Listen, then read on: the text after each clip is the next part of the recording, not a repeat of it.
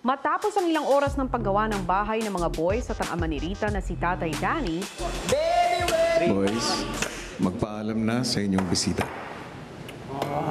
Thanks po.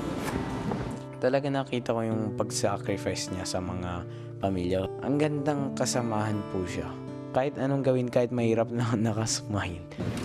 Napakabait po talaga niya. Patient po talaga siya sa pagbigay po ng instructions. Parang tapos na po yung oras niya ng pagtulong sa amin. pag-alis ni Tatay Danny, Wala tayong guide.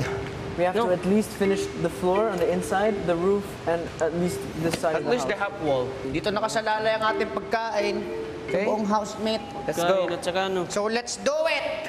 Pagkain sa kalakitas to. Divide tayo ng mga parteng gagawin. Ako sa floorboard sa labas. Ako wall. habang abala ang boys sa activity area, si Kisses inaaliw ang mga girls sa loob ng bahay. Ursula got Ariel's voice, but Ariel gained it back again.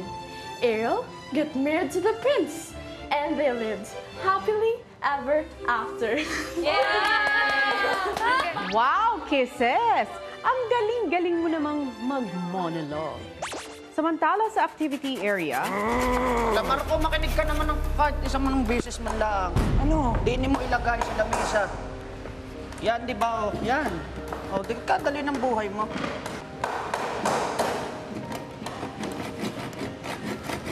Yangat pa ba ito? Ganito na. Hindi ganyan. Ako wall. Dito na, tapos sa taas, dito lang ilalagay yung mga plywood.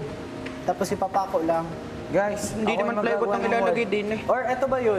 Paano na to? Di namin alam yung interior and exterior ng bahay po.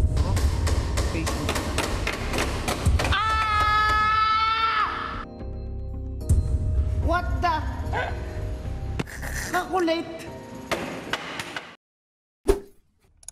Hi mga kapamilya! Be updated with the Pinoy Big Brother housemates by clicking the subscribe button and watch all the latest videos by clicking the I button above.